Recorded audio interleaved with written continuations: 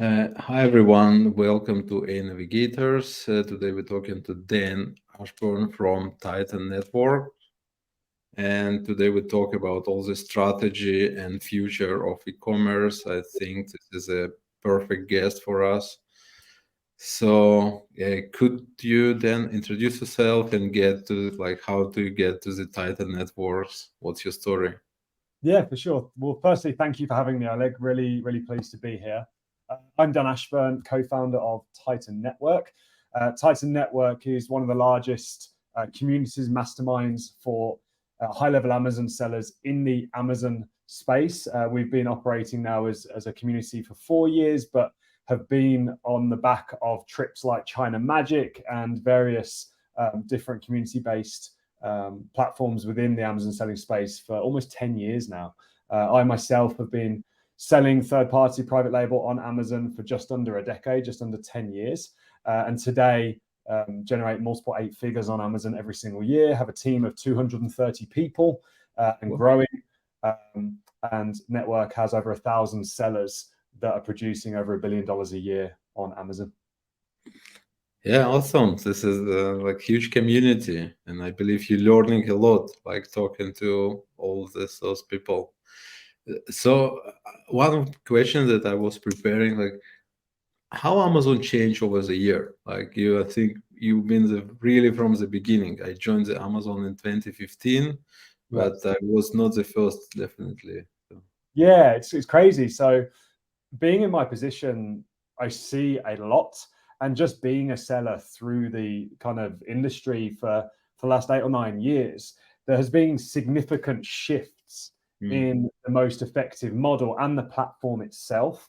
So whereas maybe 7 or 8 years ago, it was very much this Wild West kind of hacky environment where we would head to Alibaba, take anything we could get, list it on Amazon. We'd be buying reviews and doing all this crazy stuff, ranking with giveaways, etc. Amazon quickly then started tightening the screws in their terms of service and the way the platform operates, because one thing they have to do is maintain credibility with the consumer in the trust of the platform, the trust of the reviews, etc. So that was kind of like the early days of the Wild West. Then it started getting tighter, and a lot of the hacks that kind of used to be effective as in generating sales and revenue were kind of taken away, and sort of loopholes were plugged, terms of service was released to stop that. But I think the fundamental shift that's more pertinent that's taken place in the last maybe 3 or 4, even 5 years, is the shift from private label being this approach of buying and badging from Alibaba, as I call it. So heading to Alibaba, finding a product with some level of demand, listing it on Amazon, sticking a logo on it and selling it. That no longer works. That model is dead. The categories are too competitive, and consumers want to connect with brands that really understand their needs and connect with them on an emotional and personal level, and communicate in that way. So to be successful on Amazon in today's world, and I feel like sellers are really understanding this shift now, because the last sort of 2 years it's become very important. We have to shift our mindset from being Amazon sellers or private label sellers that are just buying and badging from Alibaba to being brand owners with a clear understanding of the audience you're serving, a clear brand position, and then putting effort, time, and resource into designing visually unique products that solve very specific problems. And yes, we still use Alibaba to go find quality manufacturers, but we have to go through an additional phase of differentiation and product design to develop truly unique products that visually stand out in the search results, stop the scroll, generate the click, and ultimately serve a specific audience that our brand is positioned to serve. No longer on Amazon can you sell to everyone, because selling to everyone is selling to no one.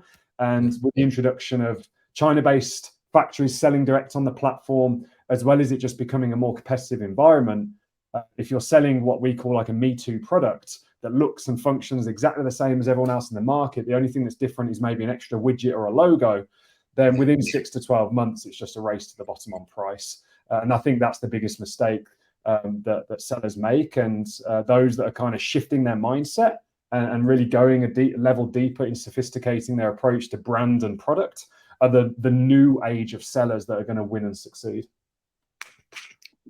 So yeah, I totally agree with you. All the private label is dead, and like I usually try to say it more polite way, but you say it directly, and yeah, probably this is a this is the right term to say.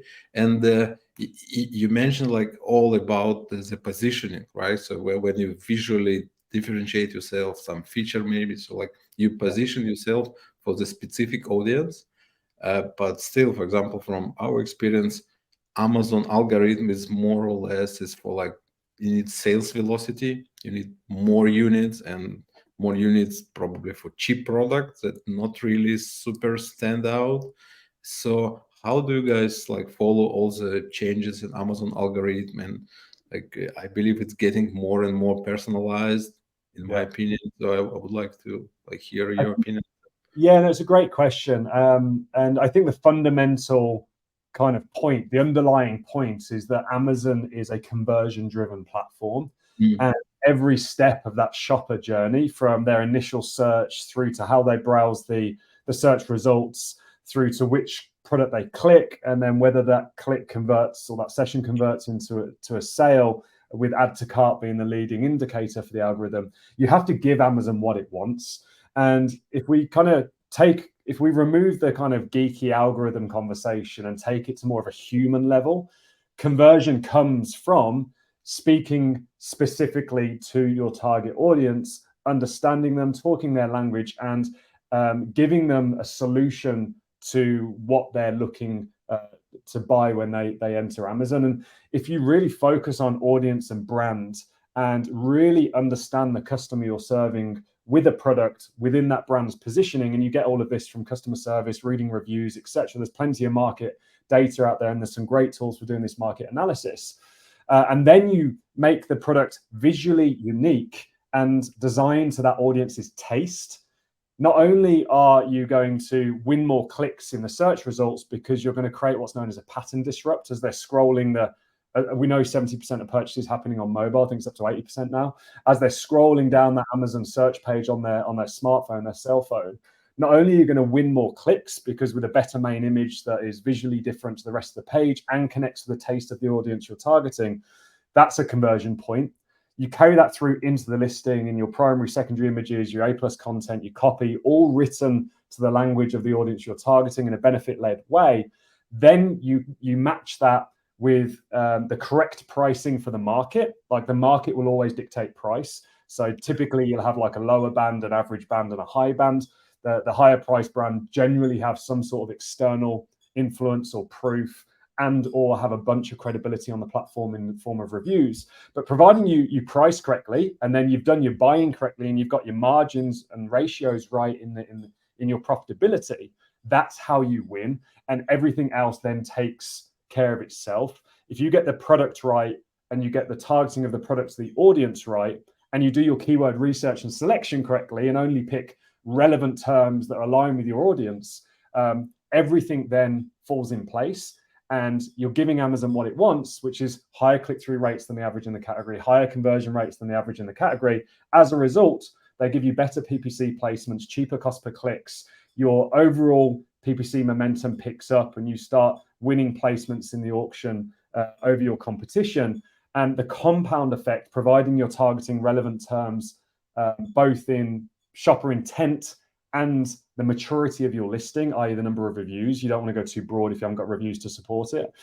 Providing you do all those things correctly, that's how you then dominate categories, and that's how you kind of stay above that rising tide and keep that placement organically.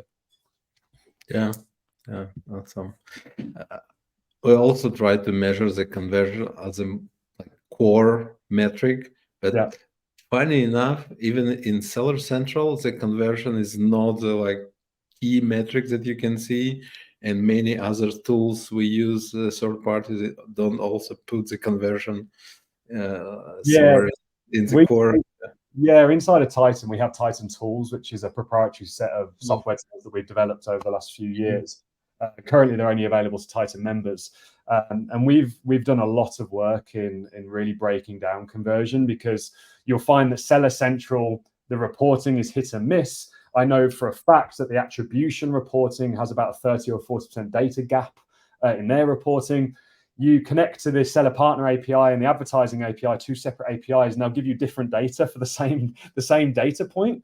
It's an absolute nightmare. So one thing we've spent a lot of time and money inside of Titan doing in Titan Tools, our platform, is pulling in all of those data points, rationalizing them against orders, and really kind of calculating accurate conversion, both organically and paid, so you can kind of make the right decisions effectively.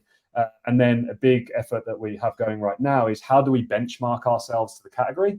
And we have something called the product performance audit, which is a framework for optimizing any SKU in any category. And one of the steps in that product performance audit is establishing a benchmark against the category and deciding, are we below average, are we at average, or we're above average, and then what actions we need to take off the back of that.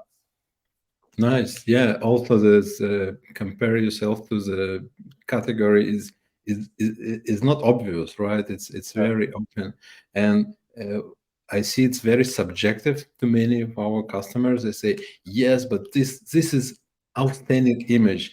And then we see the conversion doesn't really work, right? So how do you guys approach this thing? Like, do you have some best practices, or you just A/B test a lot, or like Sure. We have a very structured approach. So inside of Titan, we have a core training series we call the Titan Way. And this effectively is a playbook of how to drive growth and sales on Amazon, off of 10 years of operating on Amazon, as well as all of our members inputting. And the reason that Titan's so effective is we have hundreds of businesses applying the Titan Block Way strategy to their own business and then giving feedback on what's working and what's not. And then we can also obviously see it inside of the Titan Tools software. So we've got a lot of data being fed into the system that allows us to develop this kind of framework or best practice for each area of the business, from supply chain to P2C to finance to listing conversion to product development and validation. Now, when it comes to conversion, I was having this conversation with my team actually the other day. We've got a studio out in Europe. We've got about 15 people in our studio with sets and photographers and everything. We've got an in-house studio now. And I was saying, whilst we definitely want that 20% of innovation, creativity, the talent that is in a designer, 80% of the effort has to be data-driven as a minimum. So, and data-driven comes in various forms. Step one, analyze the market, read your competitors' customer review, the product reviews, get the sentiment out of those reviews, get the pros, the cons, the objections, the common questions. We're going to take all of that data and kind of understand why is someone using this product. We're then going to do a grid, and we teach this. We have a challenge actually called the W Sales Challenge that's available at titannetwork.com. And inside that, we walk through this process. We're going to take a grid of all of our competitors' images and look, based on some of the brand analytics data that is available to us, who's winning the clicks, who's converting the best, and kind of get a sense of what's working. We're then going to bring through our own kind of brand positioning and audience and color palettes and our target avatar demographics, and bake all of that into the brief as well. And then you bed all of that down, you produce a first draft listing. We're going to split test using something like Product Pinion. Big shout out to those guys, love that platform, to get a feel of, are we on the right track or not? And this is obviously for a newer product. And then yes, it's a case of pushing live and optimizing from that point forward.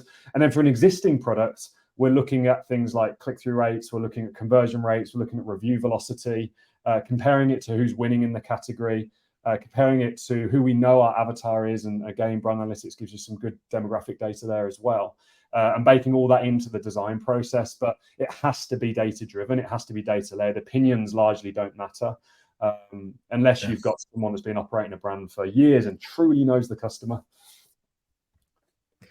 Yeah. As a data scientist, I totally understand that Amazon it's data driven. I think most of the today digital marketing is 80% at least data driven. And I want to touch another point that you mentioned, that some brands that have strong support from outside of the platform, like brand awareness, they usually convert better and they can afford themselves bigger margin and so on. Do you guys, like, what is your opinion on this? Because I truly believe that doing the old way, as you mentioned, just private label way and leverage Amazon traffic is definitely not enough today.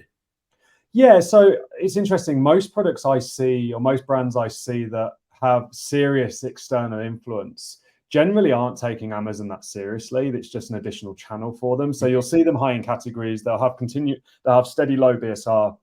They'll be selling a high volume and have higher conversion rates. But generally, if you look at their organic ranking across relevant keywords, we call this market depth. You'll often find they're not actually ranked for that much because they're not that well optimized. However, they do have the velocity, and over time they build that rank. I do believe that external is important.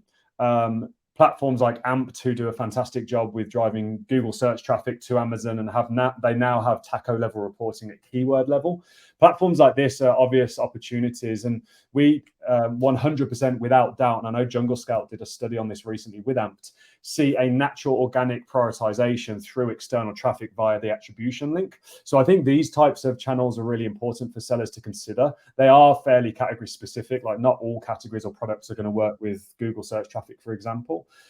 And then where else we have a concerted effort right now is using external channels like influencers and attempting to generate viral content to effectively bring down our tacos. So we're big on measuring contribution margin 3, CM3, which is revenue minus COGS minus paid media. And with the increasing cost of advertising on Amazon and the increased competition, the more we can reduce tacos from an overall standpoint, the more profit we're making in a brand. So we're using the likes of TikTok and creating viral videos, etc., to drive that influence towards our listing in an attempt to bring down tacos. Now, what I would say for all sellers listening to this is external traffic for Amazon is very much like venture capital investing. It's not driven. 1 in 10 things that you do are going to work, and effectively it's a volume game. You have to try lots of stuff for a few things to work. Whereas Amazon PPC is kind of like private equity investing. It's very targeted, it's very considered. There's a lot of due diligence in the research of the keywords. So you really have to have the right mindset towards the external play. But we definitely see benefit to it. Like we've got one brand that's in the outdoor space. And a couple of months ago, my external marketing team had a really good run with a couple of TikTok videos and an influencer, and they went viral for about 4 weeks. And not only did it triple sales on the hero SKU for a month, it reduced the tacos by 2/3. So that month, my P&L for that brand looked really strong because of that external influence that had affected that margin. Yeah, we have some cases when some viral TikTok video made like the client to be sold out and all the competitors to be sold out completely. Really? Because it's something unknown product that Yeah. people realize that Awesome. there is such a thing, and yeah, the challenge really is it's not predictable. It's hard to replicate. The only way to hit it is to do volumes of testing. Like I say, it's the same as venture capital investing. You're going to invest in 100 things and one thing's going to work. But then that one thing should make up for the 100 attempts. And that has to be the mindset towards it, because trust me, I mean, my team are very good at systemizing and scaling. But this external traffic piece is a hard thing to get a handle of for sure. Awesome. Yeah, I like your knowledge of the venture capital, and yeah, it's a very nice idea. So also, well, like we're getting to very strategic conversation, and like you bring a lot of experience from like many brands. What do you think is the future of e-commerce?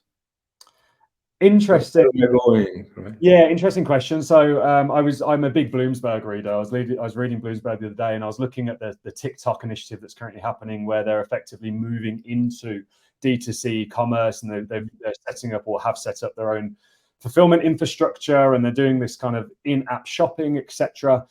And it's interesting that one of the Bloomberg reports found, I think Jungle Scout did a study as well, that we're definitely seeing more of these marketplaces appear, but they're different intents. So you've got like TikTok and Amazon Live, etc., which are more kind of outbound disruptive type reach, I guess. You do get kind of the younger generation going to TikTok to start a search, but we're still in a generation where the majority of inbound intent is taking place on Amazon as a starting point, with a very small percentage starting on Google and ending up on Amazon. Around 30% of Amazon traffic, I heard, is starts on Google as an intent, which is why the Google search traffic is quite good, especially if you're targeting keywords plus Amazon. So I think where we go in future is brand is everything. Clear understanding of audience and avatar is everything. If you don't, you will die as a brand. And whilst Amazon will continue to dominate from an everyday consumer platform, as the younger generation that are kind of more TikTok engaged, etc., start to come through, I do believe we'll start to see a shift. So I think it's smart for those that maybe have a longer term view to be understanding what that means and testing audience building on TikTok, and then utilizing that audience for things like product launches, customer surveys, review getting, etc. That's how we build audiences and utilize them.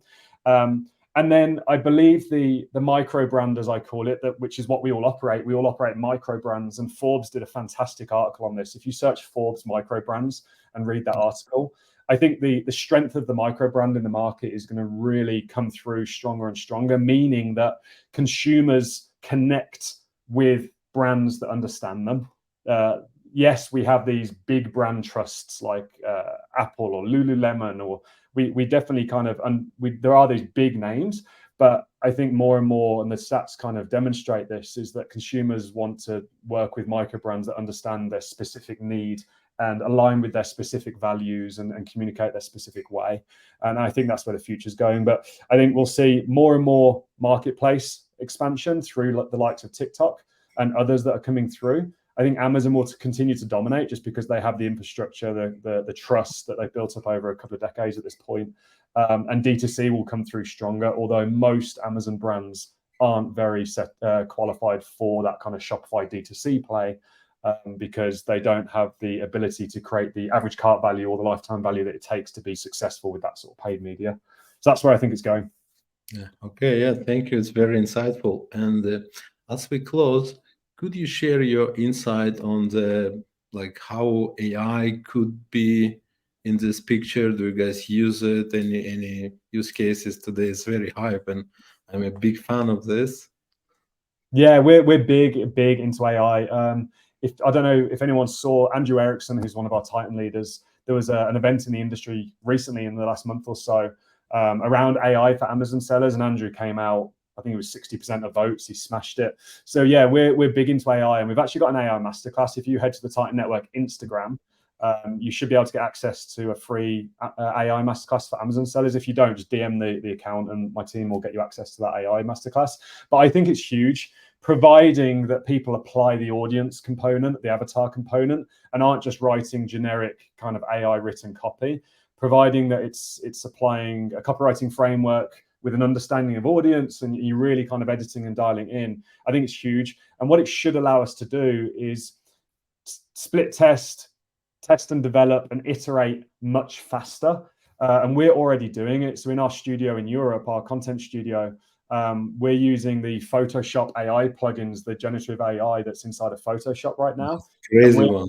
Yeah, we've actually got to a point where we've got products with live secondary images that are AI generated. One of our outdoor brands, we've got a setting with a campfire, etc., a woman with a blanket on, and the product, and the whole thing's been AI generated. Now, historically, that would have cost us $2,000-$3,000 in a shoot of hiring models and a day's worth of the team's time in photography and editing, etc.